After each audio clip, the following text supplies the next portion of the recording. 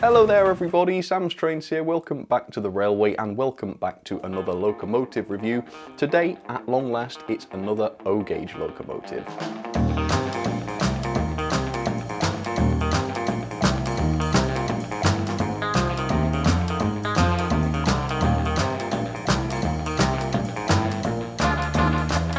Up until today, I've only ever covered Dapple's O-gauge offerings.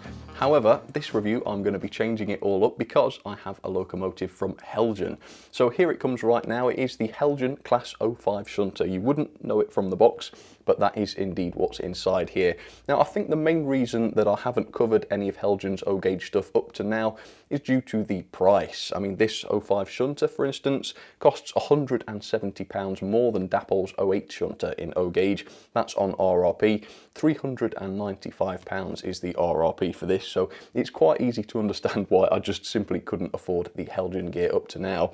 However, just before Christmas, I was able to pick this one up for £175, a crazy discount. That is something like 56% off, so that is a marvellous discount, it really is. I don't know if these just didn't sell very well. I have read that the 05 Shunter isn't as popular. It's certainly less well known than the 08 is, for example, so maybe that is why I was able to get this so cheap. So what am I expecting from this thing? Well, I haven't looked inside the box yet, so at the moment I think it could go either way. On the one hand, this could be a huge step up in terms of detail and quality and performance from what I'm used to, and the standard of this locomotive will be unlike anything I've ever seen before.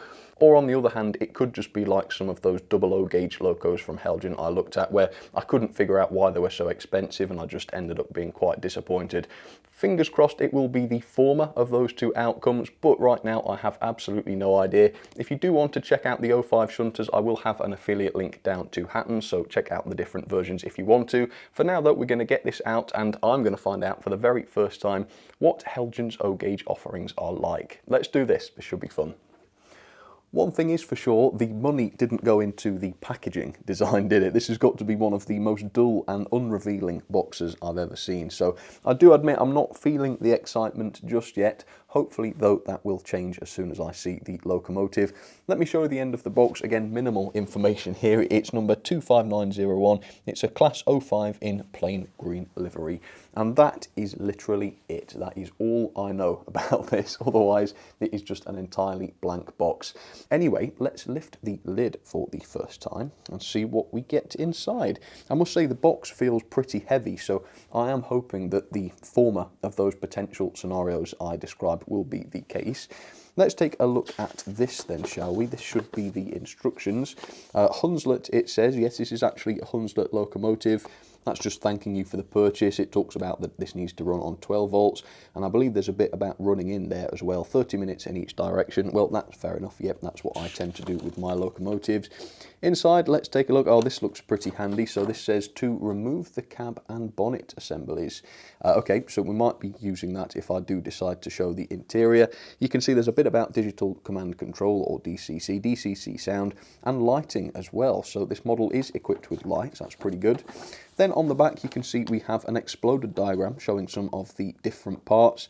I tend to sort of focus on the mechanism when I look at this, but I can't see very much on the mechanism right there.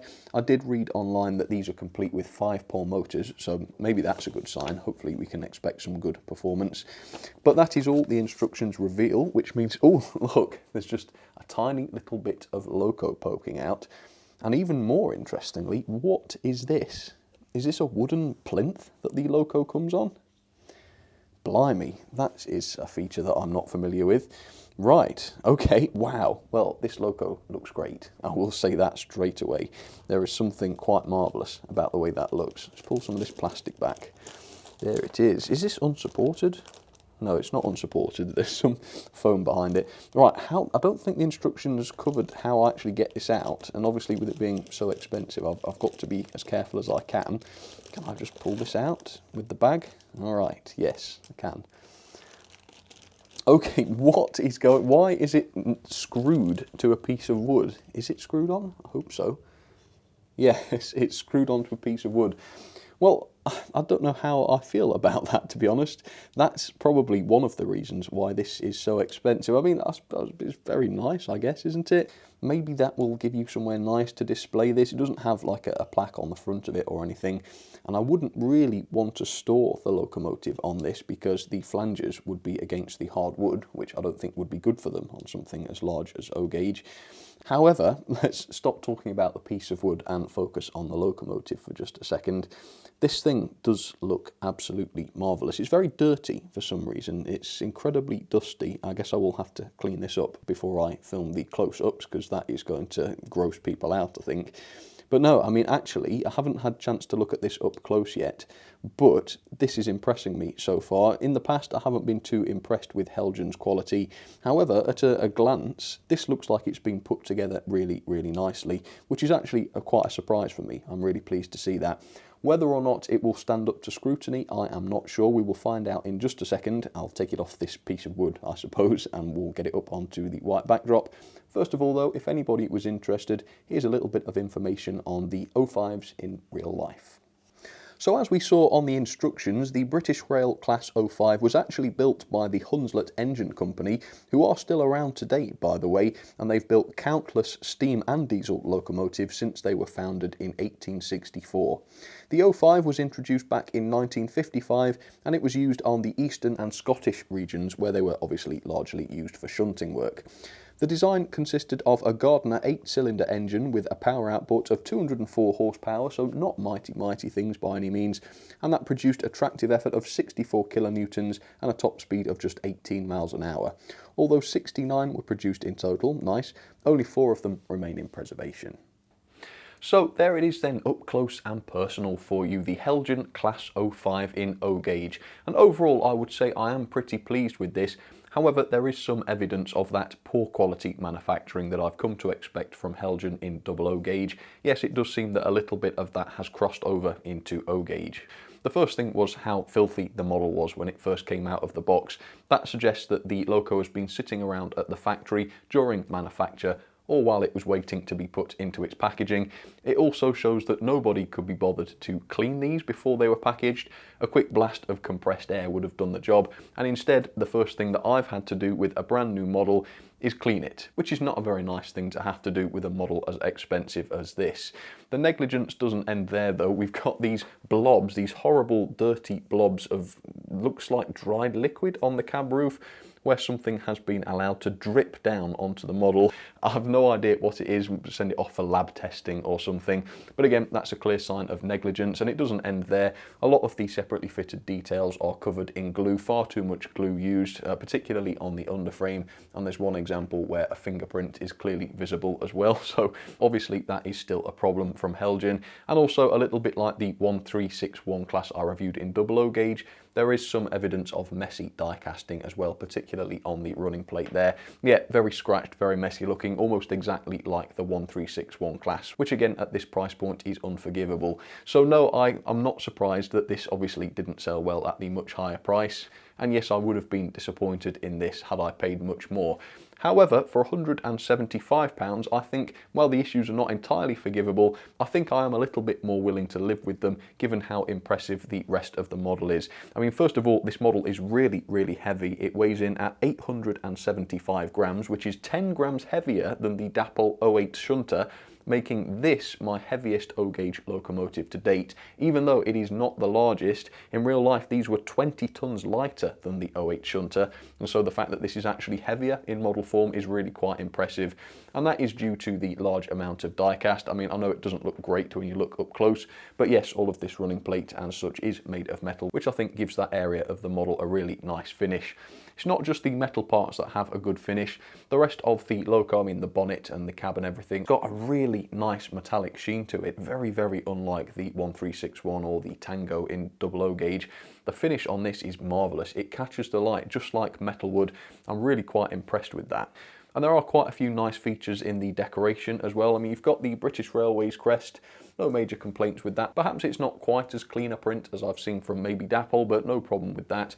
On the doors, we have the builder's plates. These are not, I believe, etched or separately fitted, but they are really, really nicely done, as you can see. Very, very high quality printing going on there. Around the front, you've got the Hunslet nameplate, which I think, again, I don't know if that is etched or separately fitted, but it looks just the job, doesn't it? Absolutely fantastic. And there are some really, really nice details on this loco, if I can show you around. We'll start with the buffer beams, which are complete with sprung buffers. That's quite a nice feature for the price. And one thing that is a clear step up from Dapol's locomotives is the couplings. So here you can see we have modelled screw-link couplings, and like the Hatton's Warwell, these are real screw-link couplings, so you can screw them in and out as you would the real thing. And if you watch my Hatton's Warwell video, I'll put it up on the top right, in O-gauge, particularly if you have tight curves, being able to adjust the couplings like that can actually be really, really useful. So that is a quality touch that I'm pleased to see. Just above there, you can see we have the electric lamps, which are complete with all of the wiring and such. I'm really interested to see whether or not those will work. I might spoil the surprise if I take the body off before I test the thing, but yeah, fingers crossed they will work. The radiator grille looks absolutely superb, doesn't it? You've clearly got an etched piece behind there, which just makes it look so three-dimensional and realistic, which is marvellous. The service doors along the side of the bonnet are complete with the separately fitted handles. As you can see, some of them are at different angles. I'm not sure if that's a quality issue or not, but I think it makes the thing look a bit more realistic, which is fair enough. And then along the top of the bonnet, you can see we have a few other separately fitted details. In front of the cab, we have the plastic horns. I believe these are just plastic, but they're fairly sturdy, which is good. And another thing I really love is the cab windows. Look at the panels around the outside. I think they're just separately painted, but the paintwork is very, very precise there, and that produces a very realistic effect indeed. As does the cab interior. I mean, there's quite a lot of light in this cab. I mean, there's a lot of large windows around it, which means it's very, very easy to see inside. And I think that cab detail is really, really impressive, actually. It's not detailed down to the gauges and stuff, but it is complete with furniture. It's got a realistic floor, for example. The seats look realistic, and you've got quite a lot of separately fitted controls and things inside there, which I think is really, really impressive. The doors don't open or anything though. Look at those thin doors as well. Are these for sort of stick people to drive? That's weird, isn't it? But yeah, no opening doors, so perhaps it's a little bit lighter on features than some of Dapol's locos, but I don't think that's much of a big deal. You can see if we look around the back that the windows are complete with very fine separately fitted wipers. I think that's a really nice touch. Around the back, again, you've got more of those electric lamps. Really, really hoping those will work. That would really finish off this model nicely, wouldn't it? And also the wheels look really, really excellent. They're sort of cast, I believe. I don't think these have got plastic centres or anything. If they have, well, they could have fooled me because they look excellent. Obviously, no nasty axles poking out or anything, which is a good thing. And then around the back, you've got this counterweight. I think in real life, is that where the wheel set would be driven from? I can't remember if that's accurate or not. I think so, though. I think that's what people have told me. I doubt that will be the case in model form. I assume it will be one of the actual driving axles that has the drive to it. That would make a lot more sense, but you never know, you never know. I will take a look at the mechanism in a second and find out. So overall, hopefully that gives you a good idea of the level of detail. Yes, there are some quality issues, but they're a lot better than I sort of half expected them to be, and I don't think they detract too much from the model, which overall is really quite impressive. So let's move on. Let's take a look at the mechanism. This will be very interesting. It will be interesting to see how this compares with Heljan's 00 mechanisms. And after we've taken a look at that, I'll get this onto the O-gauge layout and we'll give it a first test. So there she is on the layout for the first time, the Hunslet 05, and you know what, yeah, I really like this locomotive. It looks fantastic, the character, I mean, it's just so full of character, isn't it? I would actually go as far as to say I prefer this to the 08 Shunter. I don't know, there's just something about this that I really, really like. And the mechanism is much, much better than expected. I was never very happy with Heljan's mechanisms in 00 gauge. I found them quite fussy, quite difficult to access for servicing, and not the greatest quality. I'm pleased to say that none of that is true of this 05 in O-gauge. Really, really impressive. So first of all, I took off the base keeper plate, just 2 screws, very easy to do. You can see that we do have proper bearings on the wheel set. Very few of Heljan's locos in 00 gauge have those. That's really, really great. Even the axle without any wheels on it has bearings as well. So that is really, really good quality. Here is the locomotive without the bonnet fitted. The cab does come off as well, but it's still connected by some wires. I believe there is a cab light inside here. You can unplug that though if you want to remove it. There is the motor. It's an absolute monster of a motor. absolutely huge, a really impressive motor that. And of course it also has those two huge flywheels fitted to it, so I'm really excited to see how this works. There's the DCC socket, very easy access to that. It's very simple to remove the bonnet to get to that, so that's very good. There is the speaker housing, which is thoughtfully positioned just behind the loco's radiator, which means you're going to get nice sound output from there. And there are wires going down towards the lamps as well, which suggests that yes, we do have the working directional lighting, in addition to the cab lights. There is a switch underneath the chassis which operates the cab lights, so if they don't work to begin with, I will have to just flick that switch and get them to work. Right, well I haven't tested this yet. I'm really excited to do so. How is this going to perform? How is it going to compare with Dapol's locomotives? I have absolutely zero clue right now, so let's give this a go. I should say this hasn't yet been run in. It did recommend on the instructions to run this in for 30 minutes in each direction, which I will duly do before I, draw any conclusions. But straight out of the box, at least, this is what we can expect. So I've set a direction. Let's give this a go. Here we go. Oh, okay, we have movement backwards, it seems, to start with. All right. So, I mean, it didn't start at a particularly low speed, did it? But you can tell already that that flywheel is coming into play, because when I cut the power, it glides to a gentle halt, which is great. It does have full pickups, I think wiper pickups on the tops of the driving wheels. I mentioned that because I did see some cutting out there. I suppose when the loco is running, that might get a little bit better. In fact, I haven't seen it do it since that first time. All right, there we go. So, I mean, the crawl didn't look fantastic. Let's try a crawl if I can. Let's just turn this up gently. Okay, so at the moment it's struggling. Not the best piece of track for this, actually. I've got that unsupported span just there, which isn't ideal. But yeah, that crawl isn't absolutely fantastic, and the reason might be... Oh, it's actually cut out now. That's strange. There we go. The reason might be the gearing. If I set this to 50% speed, you can see that is really fast, and these things literally went at a top speed of less than 20 miles an hour, I believe. 18 miles an hour, I think, is their top speed. So perhaps the gearing here isn't particularly competent, because at 50% speed that looks like the absolute maximum. What does it look like at 100% speed? Yeah, that's way too fast. That looks like 30 or 40 miles an hour.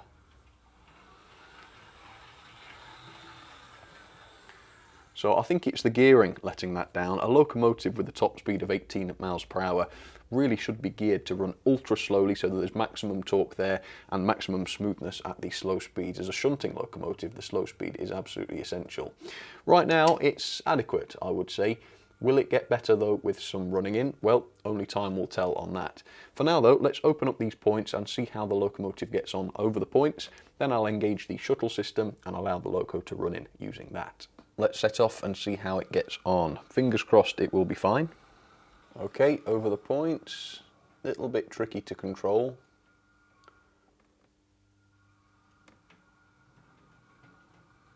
Okay. Yeah, I didn't really see any problems with that. There was a bit of a kerfuffle on my end with the controller. But yeah, it's absolutely fine on points, it seems. Right, I'm going to load it back to the end of the siding and then engage that shuttle unit and we'll get the thing running. Right, it's there, so I'm going to set it up to 50% speed, engage the shuttle. Man, doesn't it look, it looks so shiny, actually, doesn't it? The finish on that really is great. Okay, engaging the shuttle. All right, there it goes. Yeah, that is very fast at 50% speed. The problem with that is that in order to run this realistically, you're only going to be utilising the bottom third of your controller's range of speeds, and that's going to be the same on DCC. You're only going to be using the bottom third of the speed steps on there, which is not very economical, is it? Hopefully though, that crawl will get much better after the running in period has completed, which should at least allow for some realistic smooth shunting. Oh, blooming heck. It is so fast and the flywheels are so large that they actually carry the locomotive to the end of the track and crack into those buffers. I didn't like that. I'm going to have to slow that down. I can't have it doing that every single time. Right, so the controller is now at 30 speed, and even that, I don't know, that looks faster than 18 miles an hour, doesn't it? Scale speed, of course. So that is a pity, because it's a great mechanism, really good. But it really is geared to favour those higher speeds, which kind of hides just how good the mechanism is. That's really unfortunate.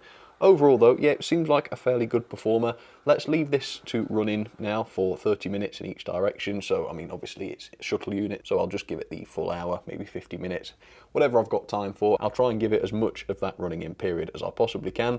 Once that has happened, I'll keep an eye on it, of course. We'll come back and then we'll try the slow speed again and see if the running in has actually improved it at all. Fingers crossed. Right, there we go, that is the running in complete. Let's disable the shuttle unit so that I can actually control this normally. Right, okay, so yeah, that was absolutely fine. It didn't have any trouble, particularly around the curves or on the track or anything. Yeah, it's absolutely fine. The one thing I did notice is that the lights are worse than useless. I didn't even mention them before because I couldn't recognise that they were on. No, they're almost entirely unnoticeable. I'm straining my eyes as this thing runs past to see whether the lights are working.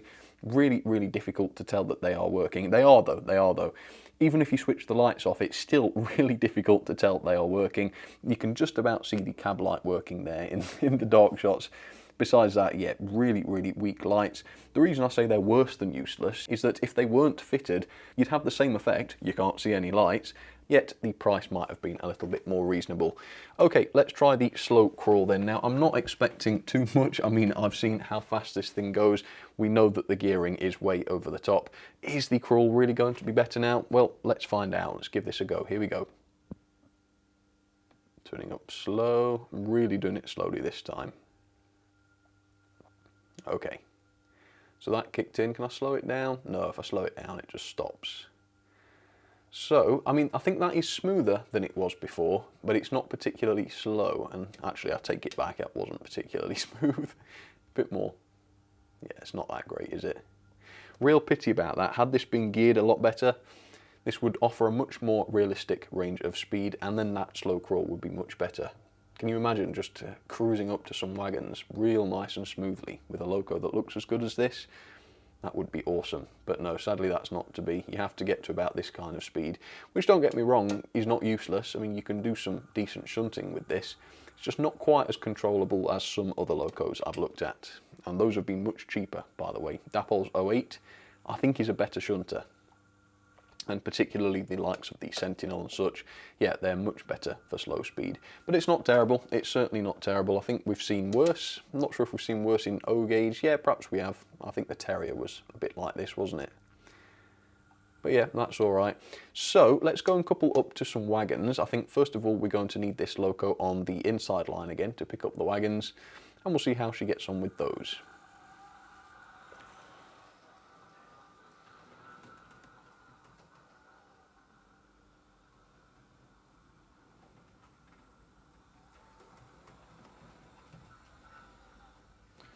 Alright, this will be a real test. Can I get this to couple up? Well, can I get them to meet, basically, without too much of a thud? I think that was it. Yeah, that'll do it. Now let's pull it forwards a little bit so I've got some room to couple. That's tricky, because it's not a great crawler. Right, now I've got my evil dog dentistry spike, which I'm going to use to try and couple them. Okay, there we go. That is a coupling, I believe. Now, is it going to be able to handle these wagons? Yes, I think so, because I measured the tractive effort to be 1.2 newtons, which is, I think, roughly the equivalent of about 16 coaches, although that is very much an estimate. I'm not sure whether that's accurate. But either way, I think this handful of wagons should be fine. So let's change direction and let's give this a go. Here we go. All right, let's see if we can get this lot over the points. This should be a challenge. Just let it stretch its legs a little bit. Alright, that should do it. Bit rough there.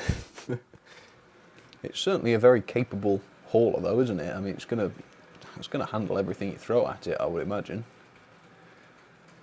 This seems to be working fine. Spoke too soon. Wasn't the loco's fault though, so we won't blame the loco for that. Right, continue. That was just a bit of buffer lock over those points, I think. I think we should just be able to clear them there. Yep, let me shut the points then and we'll get this running again. Right, shuttle unit on then, and turn up some power, see how this gets on. There we are. So, I mean, yeah, overall, it is a good runner. It's a good runner. It's not a very realistic runner, and it is a pity that the performance isn't a little bit better.